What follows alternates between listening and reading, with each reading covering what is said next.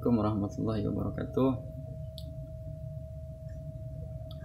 Alhamdulillahirabbil alamin wa bihi nasta'inu ala umuri dunya waddin. Wa sallallahu ala sayyidina Muhammadin khatimin nabiyyin wa ala alihi wasallam. Wa la haula wala quwwata illa billahil aliyyil azim. Pada kesempatan sore hari ini saya akan bikin kultum kuliah 7 menit plus injury time, atau bisa jadi kurang ya. Temanya tentang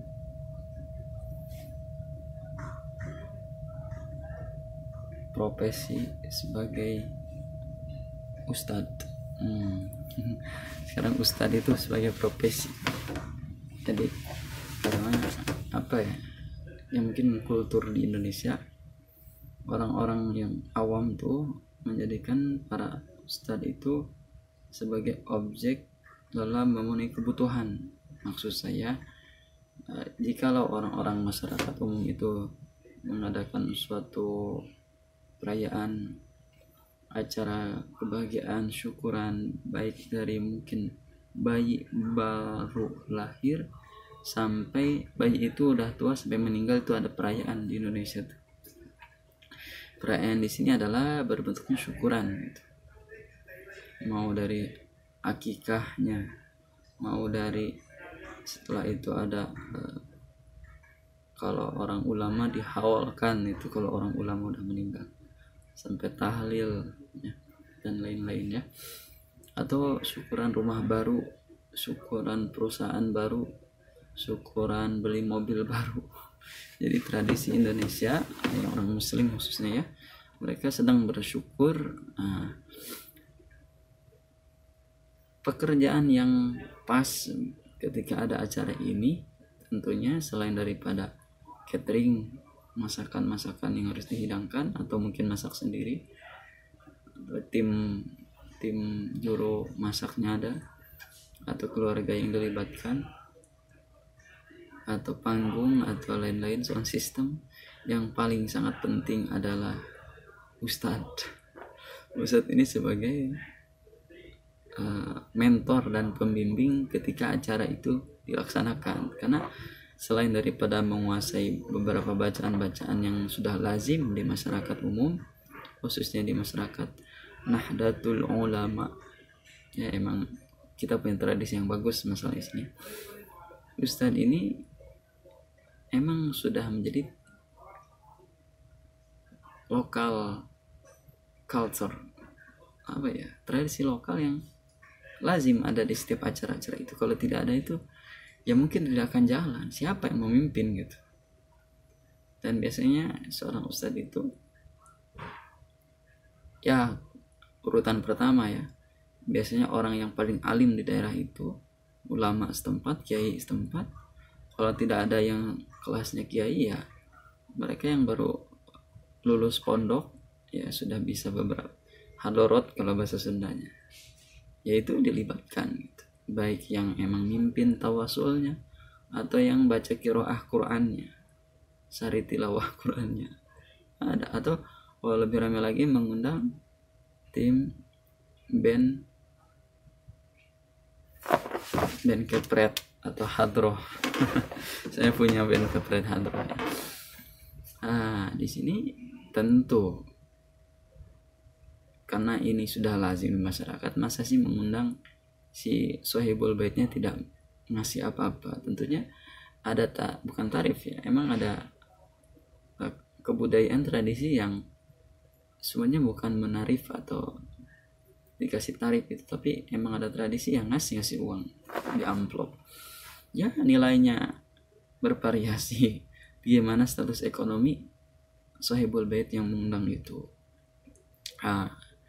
Pembahasan yang saya bahas sekarang adalah bagaimana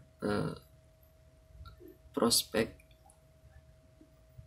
dan perkembangan profesi sebagai ustadz di masa modern sekarang, masyarakat muslim modern. Oke. Pertama yang kita tahu ya, sejaman modern apapun, masyarakat itu tidak akan lupa bagaimana tradisi yang sudah melekat turun temurun sebenarnya. Ya, tradisi yang saya tadi sebutkan yaitu tradisi senang bersyukur itu, meskipun kita tinggal di Jakarta contoh atau di Bandung kota besar, tidak hilang ya.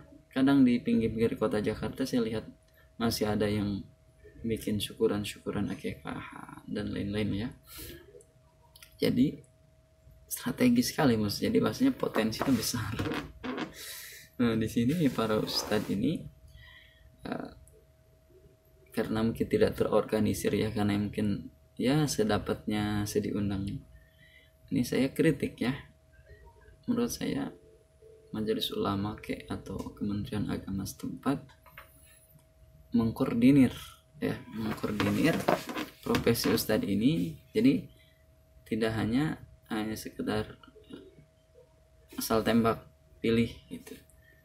Ini bukan saya berarti tidak menyetujui, tapi akan menimbulkan berpotensi ya pergesekan sosial. Maksudnya kan kalau di satu desa itu yang lulusan pesantrennya banyak, yang bisa hadarotnya banyak, kiainya banyak, ya repot juga. Nah, ini ngundang kiai ini ngundang kiai ini. Kalau kiai, syukur-syukur kiai setempatnya itu ada komunikasi antara sesama kiai, jadi tetap saling menjaga silaturahim. Tapi ada di beberapa tempat yang kiainya atau ustadz-ustadznya itu tidak berkomunikasi, cenderung ya bahkan yang lebih parah lagi saling menimpali karena merasa diambil lahannya. Ya lucu, ini pengalaman saya di daerah tempat tinggal saya ya. Bahkan saya pun membuat madrasah dan di situ mungkin masyarakat sekitar merasa tergugah saya bikin madrasah, bikin majelis sholawat. Jadi ustadz itu di Indonesia tuh jadikan profesi ya. Bahkan ada grupnya, ada kru-krunya. Makanya gini, kalau seandainya tidak mau distigmakan sebagai profesi, ketika ada ustadz lain yang mengambil alih profesinya atau perannya, ya tidak usah saling gontok-gontokan. Itu pertama ya. Makanya saya kasih saran lagi, kalau bisa ada orang yang mengatur itu, kalau bisa ya di manage secara profesional gitu. Yang ini ustadz ini yang mimpin, karena banyak loh orang yang membuat acara itu. Satu keluarga ini besoknya keluarga lain juga pengen bikin acara. Kalau tidak di manage, satu kasihan buat ustadznya, akhirnya tidak terlena mengharapkan ya dia tidak bekerja dari cara yang lainnya lagi karena sudah nyaman dengan posisi itu, karena ya lumayan hasilnya. Akhirnya ya maaf ya, jadi kita kan sama-sama yang emang bergerak di situ ya. Dulu juga saya diundang-undang, cuman karena saya ada aktivitas lain, ngajar juga ya, jadi guru lah, terus ada kerjaan lain lah gitu. Intinya ya sesekali aja gitu, kalau sempat ya bisa.